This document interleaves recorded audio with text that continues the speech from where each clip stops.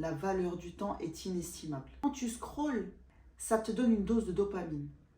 Vous désinstallez l'application. C'est pas pour culpabiliser, c'est vraiment pour qu'on prenne conscience de cette perte de temps. Salam alaikum, bienvenue dans cette nouvelle vidéo. Alors aujourd'hui, on va traiter de la perte du temps. Combien de temps passe-t-on à scroller sur nos téléphones sans vraiment savoir pourquoi?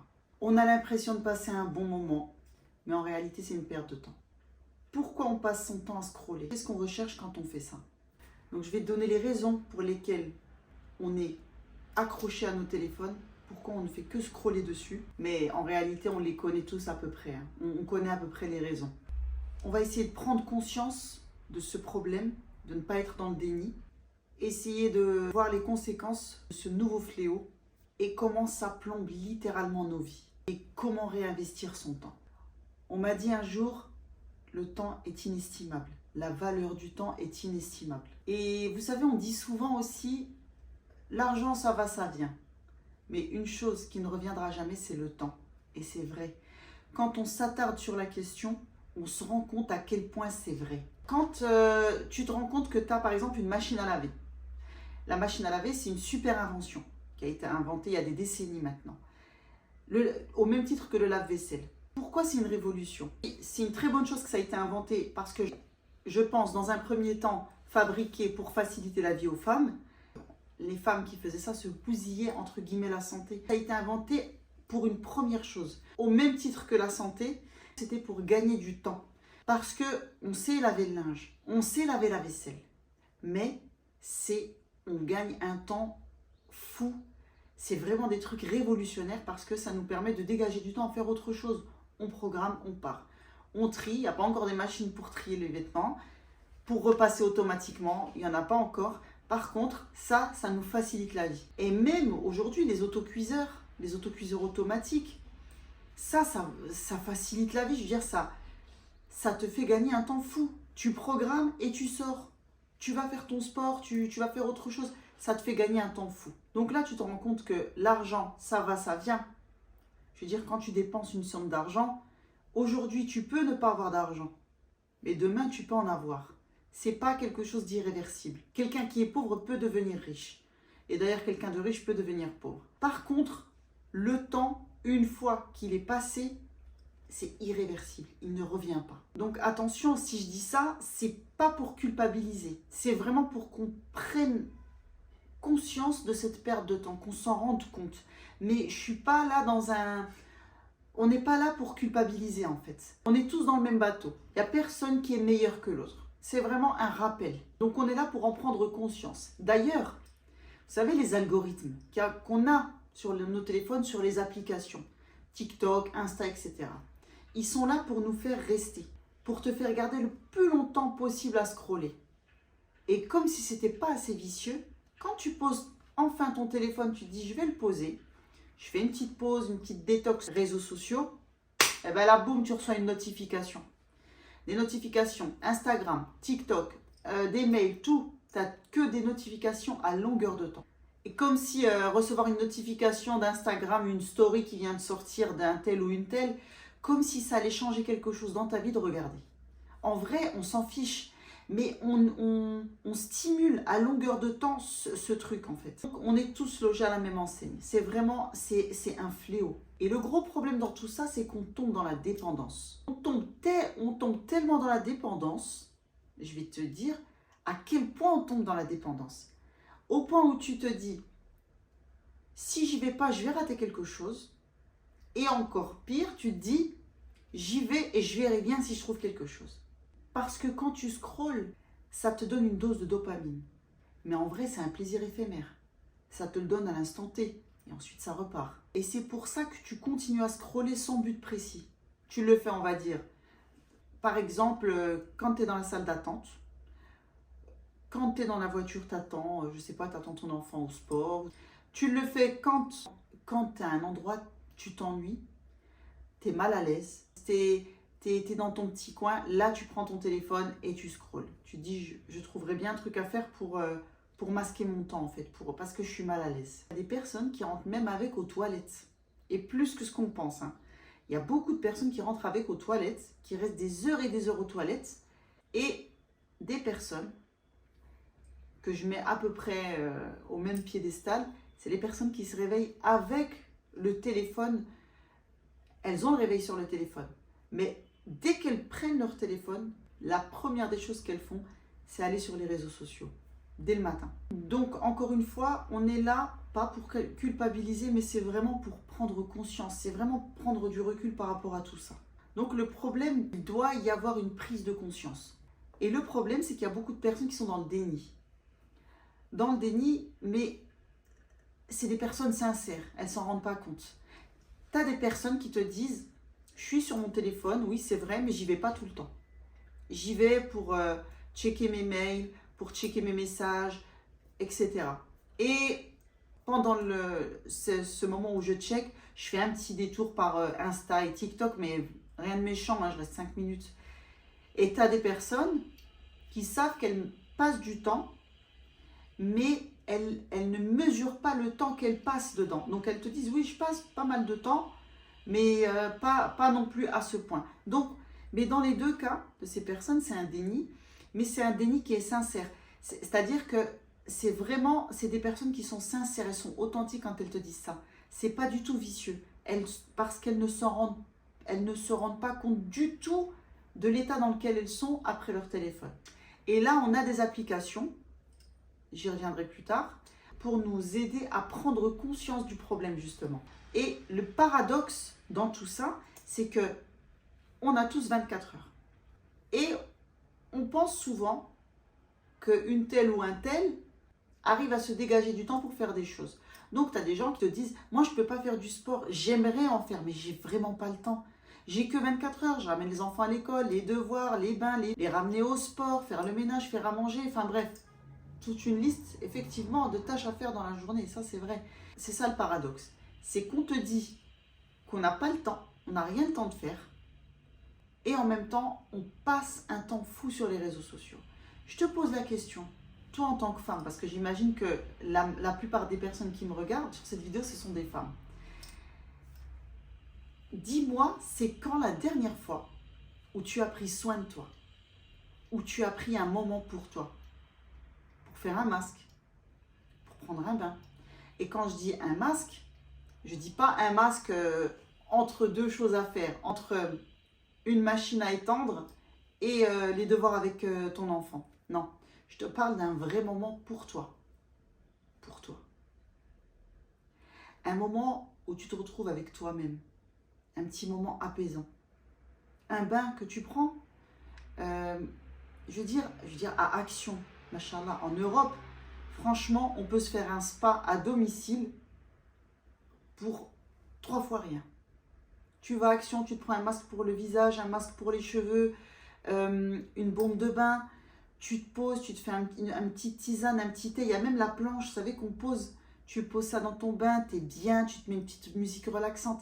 Ça, c'est un moment pour toi. C'est un moment pour toi.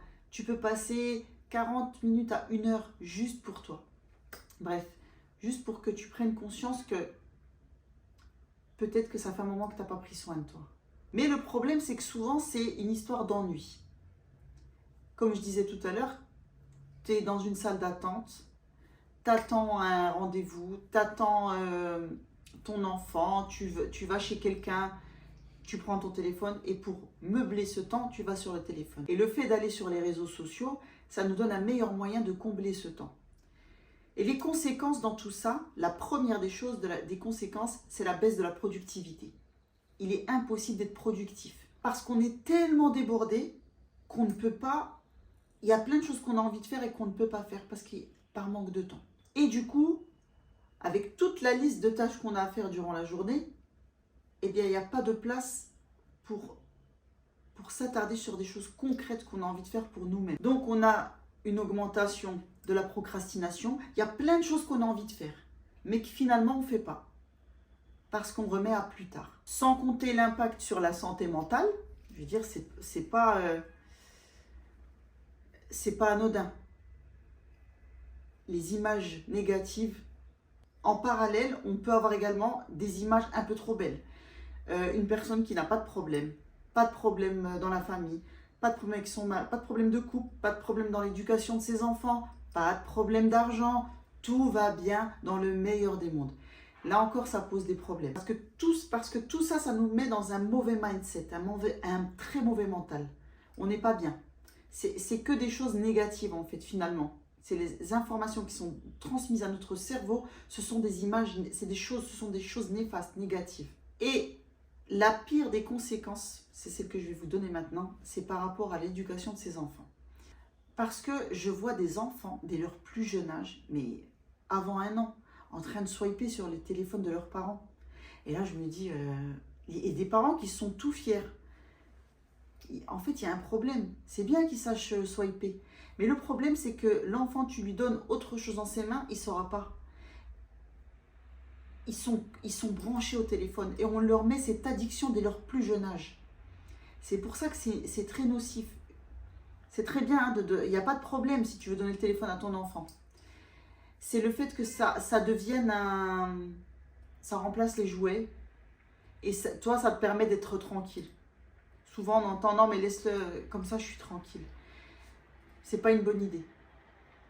Parce que je pense qu'on ne s'en rend vraiment pas compte. Il y a un médecin qui sensibilise les parents par rapport au danger des écrans. Parce que il y a beaucoup d'enfants aujourd'hui qui n'ont pas une histoire de problème de langage.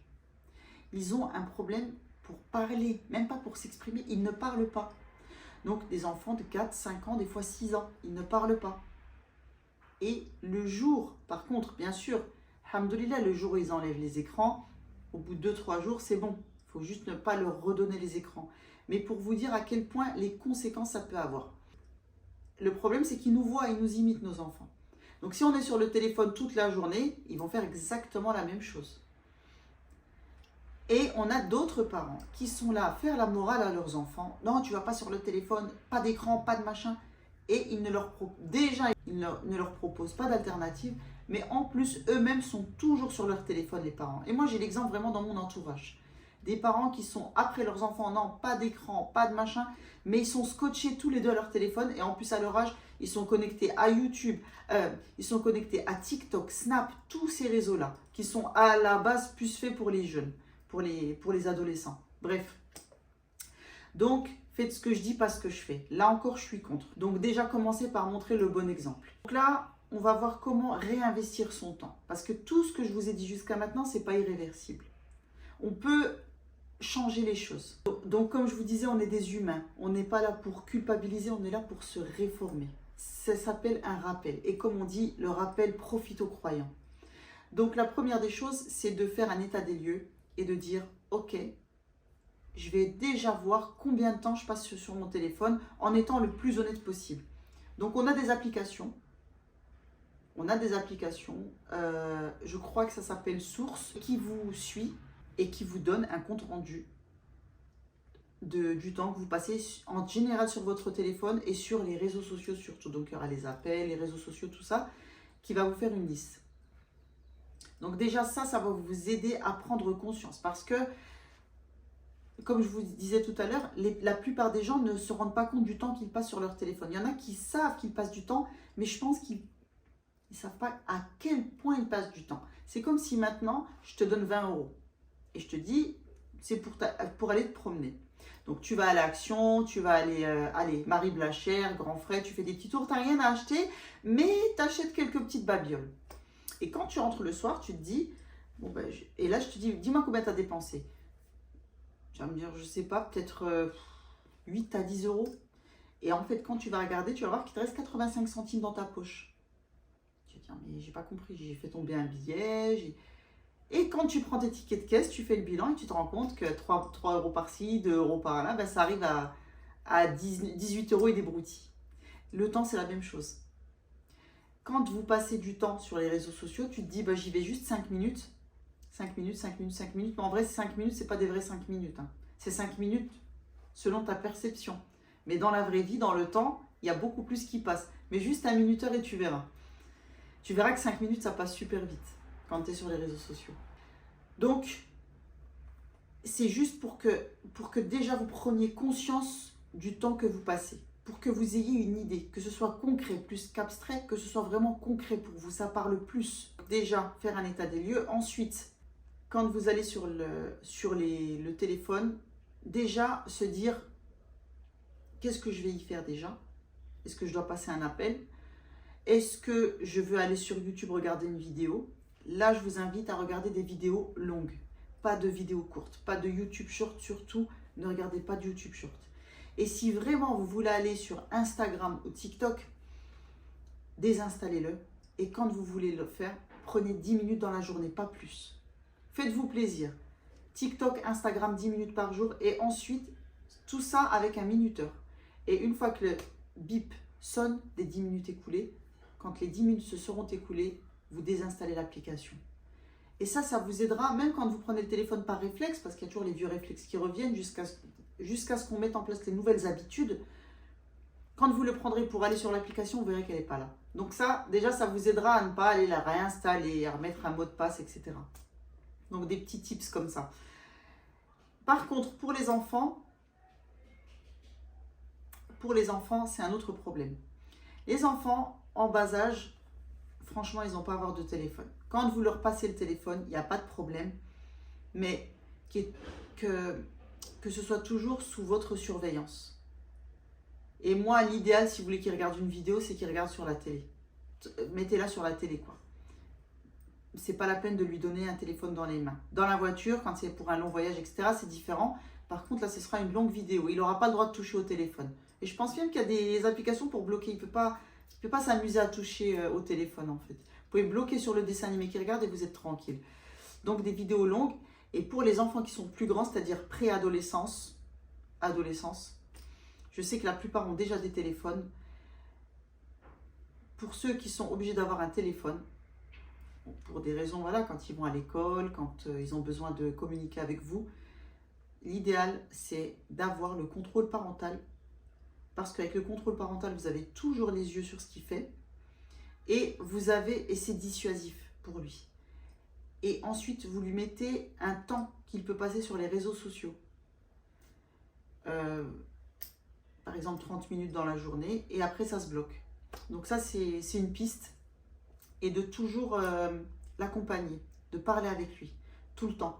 Je sais très bien que vous allez me dire qu'à l'école, il y en a d'autres qui ont accès à leur téléphone sans aucune limite et qui peuvent aller sur n'importe quoi et leur montrer. Oui, tout à fait. Tout à fait, hein, c'est la vraie vie.